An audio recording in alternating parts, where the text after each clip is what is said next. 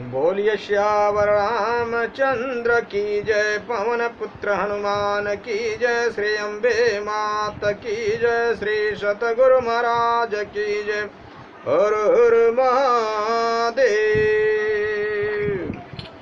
राजा राम राम राम सीता राम राम राम, राजा राम राम राम सीता राम राम राम, राजा राम राम राम सीता राम राम राम, राजा राम राम राम सीता राम राम राम, राजा राम राम राम सीता राम राम राम, राजा राम राम राम सीता राम राम राम, राजा राम राम राम सीता राम राम राम, राजा राम राम राम सीता राम राम राम, राजा राम राम राम सीता राम राम राम, राजा राम राम राम सीता राम राम राम, राजा राम राम राम सीता राम राम राम, राजा राम राम राम सीता राम राम राम,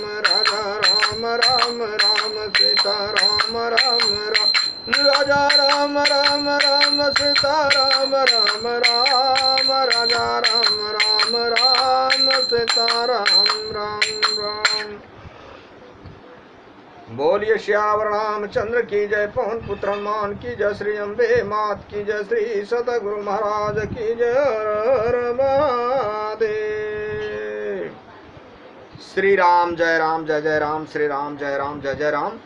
भगवान शंकर के आशीर्वाद से, प्रभु श्री राम जी के कृपा से, देवी माँ के आशीर्वाद से, सदगुरु के कृपा से, श्री भक्तमाल कथा भाग 149 चार महान संतों की कथा में आपने कल श्री श्रुतदेव जी की कथा को आपने सुना था।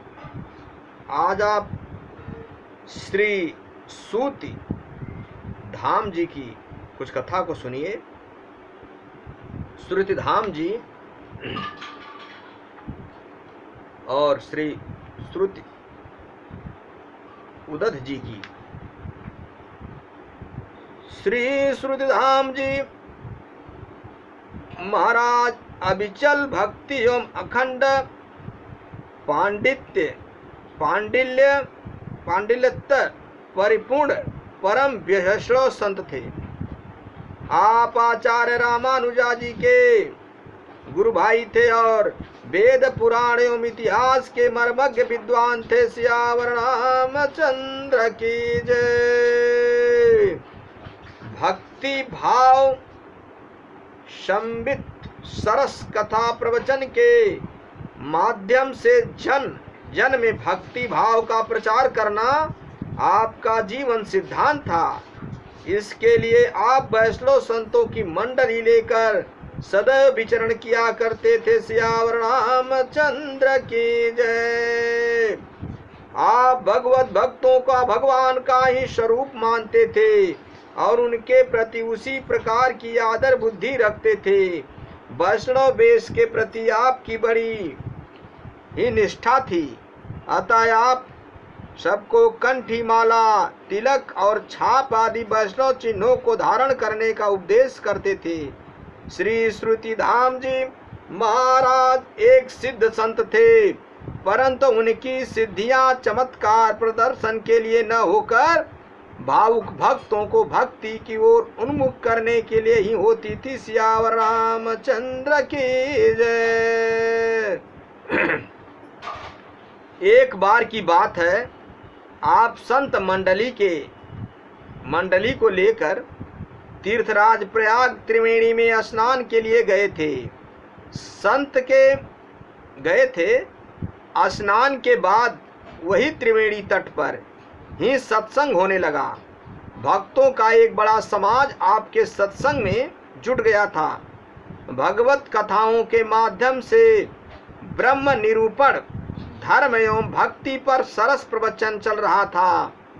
महाराज जी प्रवचन के माध्यम से कर्म, ज्ञान और उपासना की त्रिवेणी का रहस्य समझा रहे थे कि किसी श्रद्धालु ने प्रश्न किया महाराज त्रिवेणी संगम में गंगा जी और यमुना जी की श्वेत और श्याम धाराओं के तो प्रत्यक्ष दर्शन होते हैं, परंतु सरस्वती जी की धार के दर्शन नहीं होते। वह तो केवल कथाओं में ही सुनने की ही बात है। दूसरे कथावाचक होते तो कथा कहानियों के माध्यम से श्रद्धालु श्रोताओं की जिज्ञासा को शांत करने का प्रयास करते, परंतु श्रुतिधाम जी महाराज तो साक्षात भक्ति विग्रह ही थे। श्यावर रामचंद्र की जय। उन्होंने ध्यानस्थ होकर माता गंगा, यमुना और सरस्वती का आवाहन किया। फिर क्या था, अपने भक्ति की भावना को साकार स्वरूप देने के लिए तीनों देवियों ने प्रत्यक्ष होकर अपने दिव्य स्वरूप के दर्शन भक्त मंडली को कराए। तत्पश्चात उनकी जल धाराएं भी स्पष्ट दृष्टिगोचर हुई। सारा त्रिवेणी तट त्रिवेणी जी की जय और श्रुतधाम जी महाराज की जय से गूंज उठा।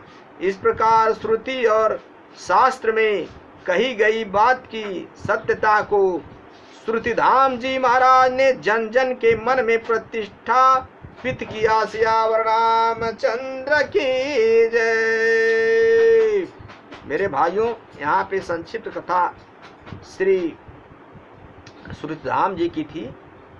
आप लोग अब आगे श्री श्रुति उदध जी की कुछ संक्षिप्त कथा आप लोग सुनिए। भक्तों की कथा सुनने से मन निर्मल होता है, भक्ति भगवान की तरफ मोड़ होता है। श्री सुत उदध जी महाराज महान त्यागी विरक्त वैष्णव संत थे। ये आप भी 4 संतों के श्रेणी में हैं, उन्हीं में एक आप आचार्य श्री रामानुज महाराज जी के गुरु भाई थे। भगवत भजन चिंतन करते हुए एकाकी भ्रमण करना आपका स्वभाव है। भगवत विमुखों को भक्ति पथ का पथिक बनाना जीवन का लक्ष्य था। एक बार आप श्री गंगा जी के दर्शन स्नान के लिए जा रहे थे। मार्ग में एक राजा की वाटिका पड़ती थी। शांत एकांत स्थान देखकर वहां कुछ क्षण बैठकर आप भगवान का ध्यान करने लगे। सियावर रामचंद्र की जय। संयोग बस उसी रात राजा के महल में चोरों ने सेंध लगाई थी और कुछ माल भत्ता लेकर चंपत हो गए थे। सुबह होने पर जब चोरी का ज्ञान हुआ तो राजमहल में हड़कंप मच गया। चारों ओर सिपाही छोड़ दिए गए। उधर चोर भी डर के मारे भागे जा रहे थे। उन्हें भी पकड़े जाने का मौका तक खौफ सता रहा था। मार्ग में राजा की वाटिका में श्री श्रुति उदध जी महाराज को ध्यानस्थ देखकर उन लोगों ने एक मणि माला निकाल कर उनके गले में पहना दी और चोरी का कुछ माल भी वहीं रख दिया, जिससे सिपाही और राज कर्मचारी भ्रमित हो जाएं। यह सब करके चोर वहां से चल दिए।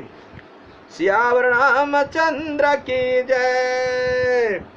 उधर थोड़ी ही देर में कुछ सिपाही और कर्मचारी चोरों को खोजते हुए राजवाटिका तक आ पहुंचे। उन्हें दूर से ही श्री श्रुति उदधी जी के गले में चमकती हुई मणि माला दिखाई पड़ी। यह देखकर वे लोग शीघ्रता से उनके समीप गए। वहां आसपास कुछ और भी चोरी का माल पड़ा दिखाई दिया। उधर श्रुति उदध जी महाराज तो पूरी तरह ध्यान मग्न थे। उन्हें दीन दुनिया की कोई खबर ही नहीं थी। अब क्या था अविवेकी राज कर्मचारियों और सिपाहियों ने श्री श्रुति उदध जी महाराज को ही चोर समझ लिया और बांध कर राजा के पास ले चले। संत तो नित्य मुक्त होते हैं, उनके लिए इस प्रकार के लौकिक बंधन की भला क्या सत्ता थी। परंतु श्री श्रुति उदत जी महाराज ने इसे भी अपने आराध्य प्रभु की लीला ही समझा और निश्चिंत भाव से चल पड़े। सियावर रामचंद्र की जय। राजा को अज्ञान और अहंकार के बंधन से मुक्त करने सिपाहियों ने बरामद माल राजा के पास रखकर सारी घटना बताई। राजा भी अविवेकी ही था, उसने बिना सोचे विचारे श्री सूत उदत जी महाराज को चोरी के आरोप में कारागार में निरुद्ध कर दिया। संत के लिए क्या, उनके लिए तो कुटिया और कारागारों में कोई भेद ही नहीं था। वे वहीं बैठकर भगवान का ध्यान करने लगे।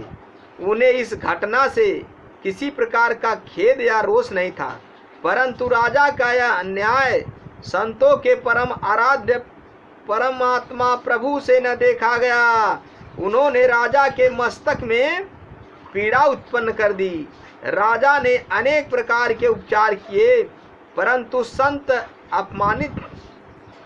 अपमान जनित प्रभु द्वारा दंड स्वरूप दी गई वह पीड़ा किंचित भी शांत नहीं हुई।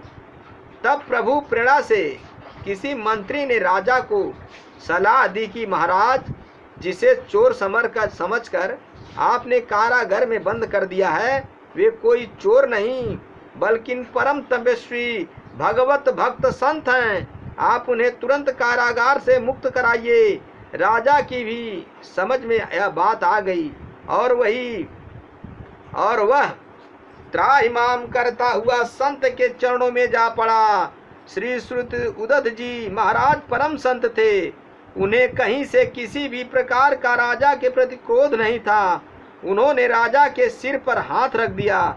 इससे उसके न केवल मस्तक की पीड़ा शांत हो गई, बल्कि उसके मस्तिष्क के बंद ज्ञान कपाट भी खुल गए। सियावर रामचंद्र की जय।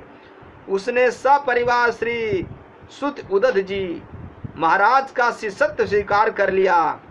इस प्रकार श्री सुत उदत जी महाराज ने अनेक भगवत विमुख जनों को प्रभु भक्ति का उपदेश दे उन्हें भगवत सम्मुख किया और उनका परम कल्याण साधन किया। सियावर रामचंद्र की जय। मेरे भाइयों, गुरु बिन भव निधि तरहि न कोई, जम बिरांच शंकर सम होई। संत और भगवंत दोनों एक समान होते हैं। देखिए, एक सदगुरु का ही राजा के मस्तक पे हाथ पड़ते ही भगवान ने उसकी रक्षा किया, संत स्वरूप में कल्याण हुआ और गुरु भक्ति करके भगवान का भक्त जन बना, भगवत भक्त बन गया राजा।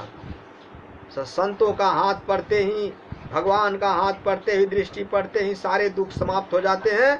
इसलिए मेरे भाइयों, मेरे मित्रों, विश्वास मान के हरि का भजन करें, चिंतन करें, अपने जीवन का कल्याण करें।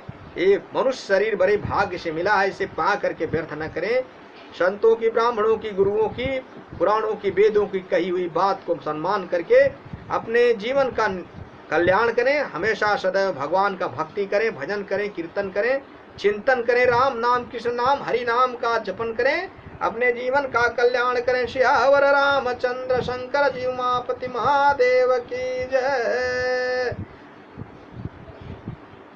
श्री सतगुरु महाराज की जय। हर हर महादेव। कथा विसर्जन होत सुनहु पवन कुमार राम लखन सीता सहित मुँह पर करहु कल्याण। सियावर रामचंद्र शंकर जी उमापति महादेव की जय।